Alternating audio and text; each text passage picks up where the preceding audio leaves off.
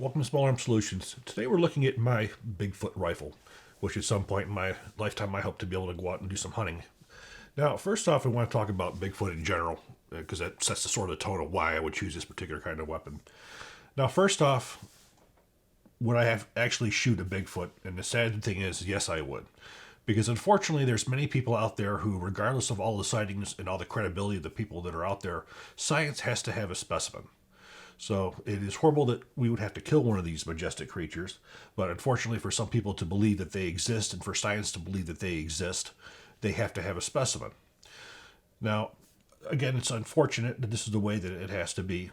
So, you know, it's a shame because of the fact that, we find new species every day.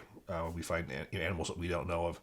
And just because something's not in general view all the time does not mean that it does not exist. When we look at the people who actually report of seeing Sasquatches, these are very credible people. You do always have your crackpots, but you have people who are you have law enforcement officers, you have people who are high standing in public, and nobody would want to say they saw something that they didn't that's going to bring them criticism.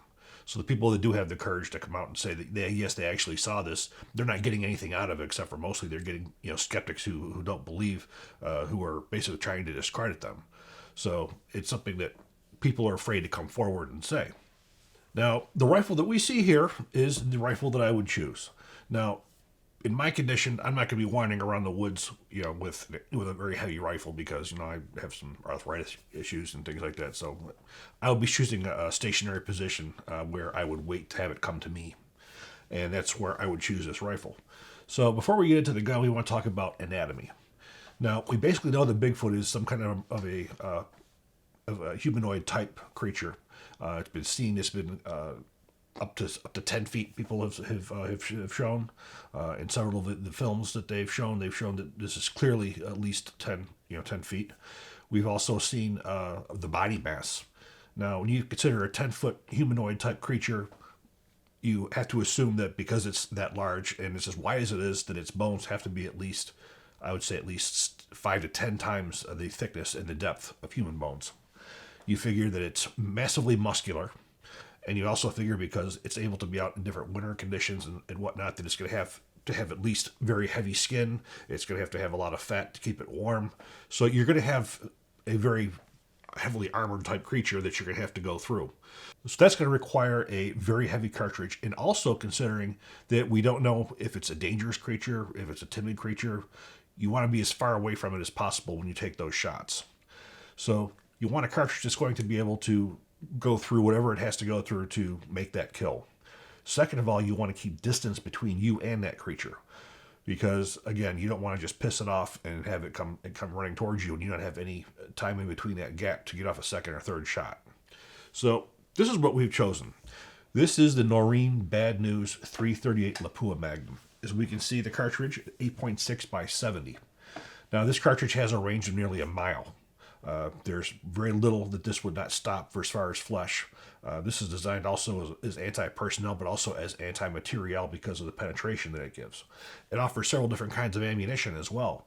In fact, what we see here is a solid copper projectile with a very sharp point that would do excellent for any kind of piercing, any kind of depth shooting. The other round I've chosen would be the Hornady ELDX cartridge. Now, this is a 270 grain cartridge going 2,800 feet a second.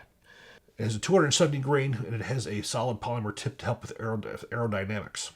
Now, both of these cartridges are extremely bone crushing at a long distance. Now, also for as far as distance, again, we have a distance of nearly a mile with this. And you also can see that we have a sound suppressor on here. Now, this all goes together. When you take that shot at Bigfoot, you're hoping you're going to have a couple hundred yards at minimum, and if hopefully further.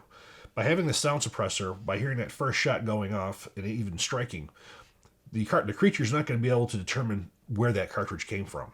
So they're not going to be able to zero in on the position of this rifle, or me. So that gives you the opportunity to get off a second shot or a third shot to close within a 200 yard plus distance to get off those second shots. And we do not expect that it would take any more than 2 shots at maximum with this kind of a cartridge to do enough damage that would kill any kind of a creature. So now let's talk more about the rifle. This rifle is designed by a company called Noreen Firearms out of Belgrade, Montana. Now, what Noreen is known for is long-action ARs. When he came into this business, it was originally his father who designed a 50 caliber affordable bolt action rifle. Now, of course, being out there in the mountains out there, they have very large animals, and a lot of those animals require larger cartridges than 308, and they want to be able to have a semi-automatic platform to do so. So, what their mandate was to their company of ARs was to do something different than everybody else, but to make longer action type rifles. So they manufacture a diverse line of long range AR type rifles. These would include 30-06. It would include 300 Win Mag, 7mm Remington Mag, 270 Winchester. Those are cartridges that will take any animal that we have in North America. Now, a 300 Win Mag or 7mm Mag could be a decent Bigfoot cartridge, but not having enough information to know about their anatomy, I would choose to go with something larger. So the cartridge I chose was the 338 Lapua. Now, it's a very well and heavily used military cartridge, used throughout the world, generally in bolt-action rifles. But again, when you're dealing with a creature like this where you want to be able to get off rapid shots that are controllable, I felt this was the ideal rifle. Now, it is 13 pounds. Again, this is a 338 Lapua. This is not a lightweight rifle. We have a very heavy barrel to deal with that cartridge. We have a US optic on here, which is 10 to 25. Again, it gives you all the ability to have those very, very long-range shots. We have a detachable box rack magazine that holds 10 rounds. You can also get 5, but again, you want to have as much ammunition as you can when dealing with some kind of a creature that we don't have enough information on. Semi-automatic. Now, the 338 Lapua is a heavy recoiling cartridge. Now, when you place that in a semi-automatic rifle like this, it breaks it down to a pussycat. It's very controllable, getting off quick shots without losing sight in your optic, which you can't do with a bolt-action rifle. Every time you shoot a bolt-action rifle, your cheek has to leave. You have to manipulate the action, which is a long action in this case. So it takes that time to get your sight picture back. Not with this one. You combine the fact that you have a sound suppressor on here and semi-automatic, your eye stays right there. You have light recoil. You have fast shots. And also with the sound suppressor on there, you don't get the massive blast that you would normally get with a 338 Lapua. When you take off the sound suppressor, you have a muzzle brake on there. The muzzle brake is necessary for this kind of a cartridge, but it helps with recoil. But the muzzle blast can be it can throw off your concentration, which you don't have the opportunity or have the time to deal with. But having this sound suppressor, now the sound suppressor I chose was the Silencer Co. 36M. The 36M will go right up from 22 caliber to 338 Lapua. It's probably the most diverse can that Silencer Co. has. And again, you have to have a very well-made can that will handle the pressure of a 338 Lapua. So that's why I chose that as well. Now, it does have 25% compatibility with parts for AR-15 M16, such as the stock, the receiver extension, the pistol grip. The fire control group, not so much. Because of the fact you have such a long bolt carrier, you have to have specific kinds of triggers that will allow it to go back further. Where Geisley won't work. You have to have basically like a Timney, one of those trigger packs that you drop in that hammer can go back and it can go down further. So you do have a bolt catch on here that's the same as an AR-15, but it doesn't work. This does not have a bolt lock open. This is a very, very massive, heavy bolt. You would have had to design a specific magazine around that and a bolt catch around it that would be able to halt this massive bolt. So this does not hold back on the last shot. The safety we have on here is the Radiant Arms Talon, which is one of the nicest I've ever seen for as far as safeties. It's good, it's easy to get to. And of course, I chose the Myad grip, which I put on everything. The stock I chose was the PRS stock. Now, when you look at auxiliaries, you look at an Atlas bipod, which is a lot stronger than most of the other ones that'll handle this weight of a rifle. And I also have a monopod on here. Because again, when you're shooting a rifle that is this precise, you want to take away as much of the human issues as possible for as far as being able to move the rifle, so you can get the best accuracy you can by having the monopod on here. All you're doing is pulling the trigger. So look at the rifle, look at the magazine. Again, we have a single column magazine, holds 10 rounds. This is manufactured out of steel. It's a two-piece clamshell. This is not something that you want to use polymer for or cheap aluminum. You want to make this very, very durable to handle this large cartridge. It has to be able to keep the nose up, so it's a more durable. Again, there is a 5-round cartridge, but again, we don't want to mess around with that with dealing with a creature that we don't know its strength and if it's going to be able to come back at you. You want to have as many quick follow-up shots as possible. So looking at controls, as you see, we have a bolt charging handle that's on the bolt. Because of the length of this cartridge, having to pull back from the rear would just be too awkward. It's a very long drawn action, so it was made much more sense to put it on the side here. Plus, when this rifle is shouldered when you're on the ground, you're able to use your right hand to pull that bolt back. As you can see, there's no forward assist. It was never needed to begin with. Magazine release is the same as that as the AR-15 M16. So, once you're used to AR-15 M16, you are right at home with this rifle. Everything is comfortable. Your muscle memory remains the same. And especially when you're hunting a creature like this, you want to have everything as familiar as possible. So someone like me who's used to an M4, M16, this is an ideal setup. Upper receiver, lower receiver, billet steels. You're going to see from the pictures. I had the opportunity to visit Noreen Firearms because, again, when it comes to wanting a rifle for a specific purpose such as this, you want to make sure you do the best. So I went to Noreen several years ago, visited them to do some reviews for Small Arms Review, and I told Phil that I was looking for a specific rifle for the purpose of hunting Sasquatch. And then, of course, he's had those inquiries before of whether this rifle would be proper for that, and he's told them, yes, this would take any animal on the planet that we have. So I got to see how the production was made, and we could see that the lower receivers was made from a solid billet that he machines in-house. The upper receiver was the same as billet steel. It's all manufactured in-house.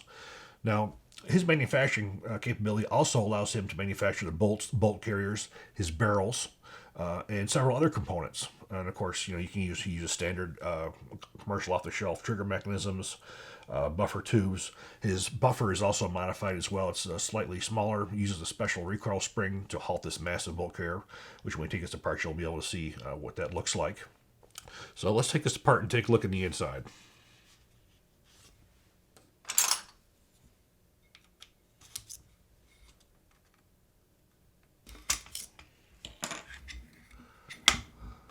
So the first thing we're going to take a look at here is the lower receiver. As we can see, large enough to handle this cartridge.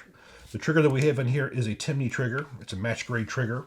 Now, as we spoke before, we have to make sure that we have one that will go back into the receiver far enough because of that massive long bolt. So we take a look at the buffer. As you see, we have a special buffer that we have on here with a recoil spring, because again, you have to be able to use this long bolt in this receiver extension, which is a standard rifle. As you can see, the buffer is specifically for this rifle. Now, looking at the upper receiver, we'll take a look at the bolt carrier group.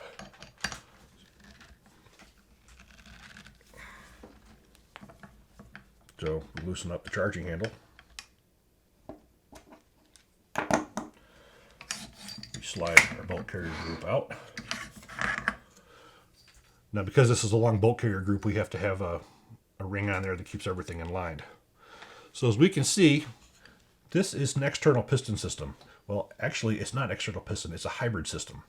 Now, for this assembly, because this is not direct gas or internal piston, we don't take this one apart. This is held in place by a roll pin.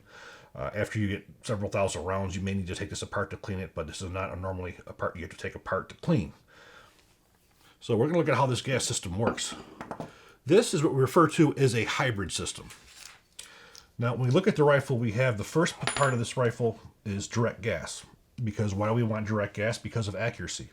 We want to be able to have a free-floating barrel that will give you every benefit of a free-floating barrel for precision accuracy with a cartridge like this, where if we go with the external piston, you have those harmonics that are going on to the barrel. And then what we have is a gas cylinder which goes into the receiver. It goes from the rifle into the gas cylinder, and then we have a piston, which as we can see right here. So as it sits into the rifle, gas tube goes into the pace. When it fires, the gas pushes the piston rearward, which hits the bolt carrier, driving it rearward. Then of course it goes right back in. We'll take a look at what this looks like as well. We'll remove the cover of the gas cylinder.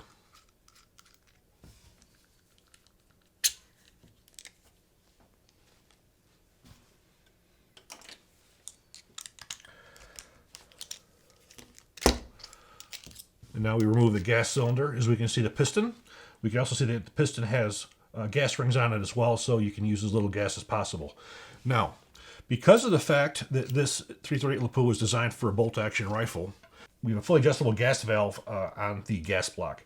Now, this is necessary because the ammunition that's designed for a 338 Lapua the pressure curves were not optimized for a semi-automatic rifle for as far as giving it in the same location every time where you have your pressure peak that's going to drive it back. And also you have a very different amount of gas between suppressed and unsuppressed, as well from ammunition variations themselves. So once you choose a specific type of ammunition, you choose whether I want to go suppressed or unsuppressed, because this is only used suppressed. I had this just for specifically the Hornady match ammunition, and I have it for suppressed. Now, if I was to take the can off, I would have to readjust this back down. You have to be very careful with a cartridge like this that you don't overgas. If you overgas, you're going to have a failure to extract. You can also damage the components because you have such a wide amount of a large amount of volume going back and driving back so strong and so heavy, you're damaging parts. So basically, when you're adjusting this, you want to shut the gas all the way off, and you want to open it incrementally until you get reliable extraction and ejection. And that's it. You don't want to start with it fully open, because you're not going to be able to tell overgassed from undergassed. So you always want to start from a fully closed position. The same thing if I was to go to unsuppressed now. I would close that gas valve all the way off, and I would adjust it that way.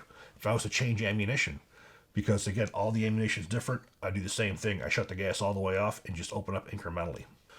Now the barrel that we have on here, we're looking at 4140 chrome moly steel. Now, this is a match grade steel barrel. This is not a chrome plated military barrel. You're looking at a maximum life of probably 2,000 to 3,000 rounds out of it before you start losing the precision accuracy that you would want. Now that's sort of a guess. It also has to do with how you're going to maintain the rifle, how you're going to take care of it. But it's like any kind of a match grade barrel, especially of this caliber.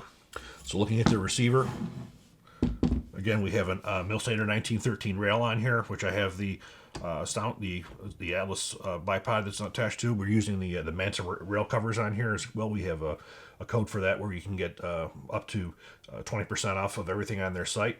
That code is BAR20. You can see the gas tube that's in there. Of course, by putting on your auxiliary devices on here, say we could remove one section of here, we could put a night vision or a thermal optic on here. Because again, it's sometimes with a creature like Bigfoot, it's easier to do this at night because you're going to be able to see that large thermal signature. Not to mention you're going to be able to see that large humanoid type. It's going to make it a lot more difficult to confuse that with a human type target or a bear. So the thermal is certainly a better way to go. You can certainly put an IR pointer on here as well, but it enables you to whatever you would need, you would be able to place on this. And again, the optic, you want a good long range optic that's durable. We have an illuminated reticle on here as well. Now, for as far as cost is concerned, this is not an inexpensive rifle. You are looking at in the realm of $6,000 for the rifle. You're probably looking at another another $800 or so for the sound suppressor. This optic is around $4,000 itself. You're looking at a precision rifle here in a very large caliber that's not out of the ordinary. Now, there are some other .338 Lapus that are out there that are far more expensive that do a far less better job. You can certainly take a look at that. But this caliber has proven itself in military conflicts for quite some time. Now, this rifle here is very new to the market for as far as military use. It's not really seen too much of that. The company is not very well known because it's a small company. It's not one of the major companies. Several of the major companies have developed semi-automatic rifles around this. Several of them have not come to market. A couple of them have. But again, because of the cost, they tend to be a little bit on the cost prohibitive side. But for somebody who's going out on a hunt like this, where you're going to be dealing with a large dangerous creature, or any kind of large dangerous creature, is not something that you really want to skimp on for as far as your costs. So what I think we're going to do now is we're going to take this rifle to the range and we're going to see how it shoots. The trick is you don't want Bigfoot close to you. So the further away that you can get, the better. Now with this rifle, I see I probably got almost a mile.